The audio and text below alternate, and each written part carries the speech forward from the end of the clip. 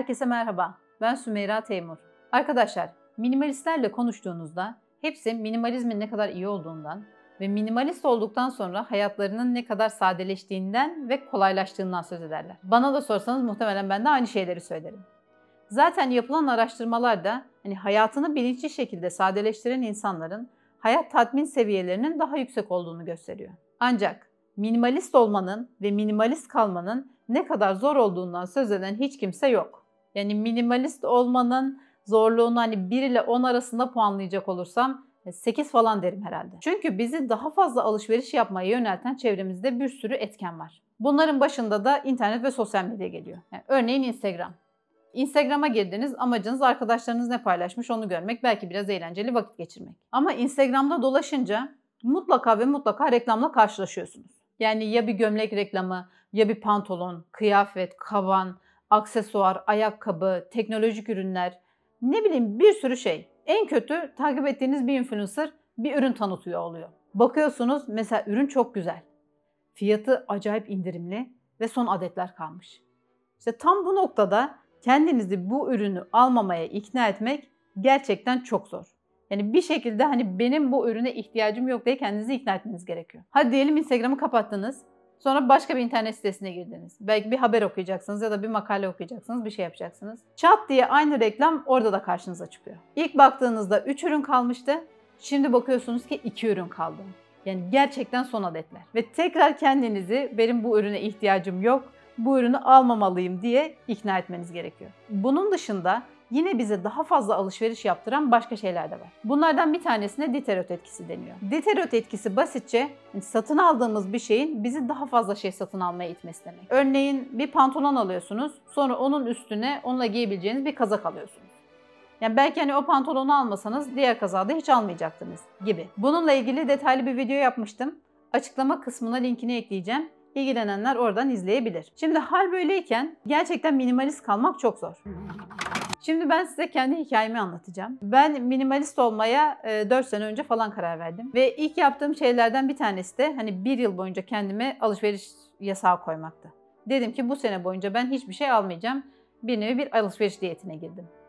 Ve o 1 sene boyunca bir şeyler satın almadan durmanın ne kadar zor olduğunu gerçekten tecrübe ettim. Sonraki yıllarda da yine hiçbir şey almadım değil ama bütün satın almalarım çok daha kontrollü ve çok daha bilinçli olmuştu. Derken bu senenin başında da dedim ki biraz daha minimalist olayım ve kendime yine 1 yıl boyunca alışveriş yapmama hedefi koydum. Biliyorsunuz bu senenin başında koronavirüs yasakları çok sıkıydı.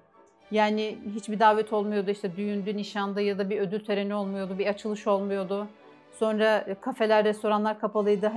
Dışarı çıkamıyordunuz, insanlarla buluşamıyordunuz. Kimse sizi ziyarete gelmiyordu, siz kimseyi ziyarete gitmiyordunuz, seyahat etmiyordunuz. Hatta bir ara tamamen sokağa çıkma yasağı oldu, hiçbir yere gidemedik, hep evdeydik. Şimdi hal böyle olunca alışveriş yapmamak biraz daha kolaydı. Şimdi ilk 1 ay, 2 ay, 3 ay canım hiç alışveriş yapmak istemiyor. Hiç internet sitelerine bakmıyorum, hiç sepete bir şey eklemiyorum falan. Ben de diyorum ki herhalde işte minimalist olmak benim bir hayat biçimim haline geldi. O yüzden artık eskisi kadar zorlanmıyorum falan. Sonra koronavirüs yasakları biraz gevşemeye başladı ve Eylül ayından itibaren de neredeyse hiçbir yasak kalmadı. Yine tekrar törenler yapılıyor, işte düğünler yapılıyor, nişanlar yapılıyor, ödül törenleri oluyor, toplantılar oluyor. Arkadaşlarınla buluşuyorsun, dışarı gidiyorsun, seyahat ediyorsun, onlar seni ziyarete geliyorlar. Artık her gün ofistesin, burada daha fazla insanla muhatap oluyorsun falan. Böyle olunca şimdi bu eski alışveriş yapma isteği tekrar yavaş yavaş geri gelmeye başladı bende. Bir yandan da diyorum ki 9 ay 10 ay kendimi tutmuşum. 2 ay daha tutarım, hedefimi gerçekleştireceğim. Artık gün sayıyorum neredeyse yıl bitsin de bir şeyler alayım diye. Birkaç bir şeye de ihtiyacım var falan. Sonra işte önümüzdeki yıl bu tekstil ürünlerine çok ciddi bir zam geleceğini düşünüyordum. Konuştuğum tekstilci arkadaşlarım da böyle söylüyordu ama bunu böyle Mart ya da Nisan ayı gibi falan bekliyorlardı. Derken bu doların artmasıyla beraber ben dedim ki bütün bu ürünlerin fiyatı 2 kat artacak. İhtiyacım olan birkaç bir şey var, en azından onları satın alayım. Ve yılın bitmesini beklemeden alışveriş diyetimi bozdum. Yani kuralı kırdım artık.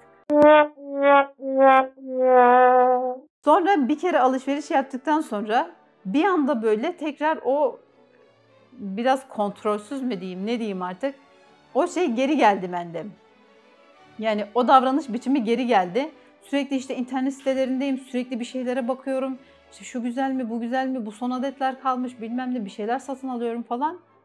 Sonra bir an böyle kendime bir geldim ki tekrar o alışveriş girdabının içine girmişim. Yani nasıl oluyor? Mesela işte bir gün bir kazak görüyorum, diyorum ki ya bu kazak mükemmel. Bunu alayım, bir daha hiç kazak almayacağım. Sonra ertesi gün başka bir kazak görüyorum. Dün gördüğüm kazaktan çok daha güzel. Bu sefer onu almak istiyorum falan.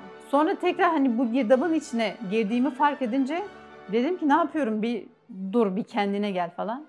Aldığım şeyleri tekrar bir gözden geçirdim.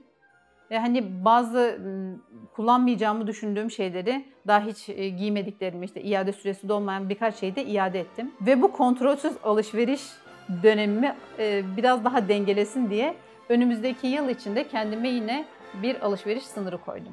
Demem o ki hani zaman zaman kontrolünü kaybetmiş olmak dünyanın sonu değil. Yani bunu şunun gibi düşünebilirsiniz. Mesela diyetteyim ama arada bir cheat yapıyorum. Yani bir gün mesela tatlı yiyorum falan, bir şeyler yiyorum. Ama bu diyetime devam etmeyeceğim anlamına gelmez. Ertesi gün yine tekrar eski diyetime ya da sağlıklı beslenme biçimime geri dönüyorum gibi düşünebilirsiniz. Sizin minimalizmle ilgili tecrübeleriniz varsa bunları yorumlarda benimle mutlaka paylaşın. Çok merak ediyorum. Bugünlük benden bu kadar. Videomu beğendiyseniz like atmayı ve kanalıma abone olmayı unutmayın. Sevgiler.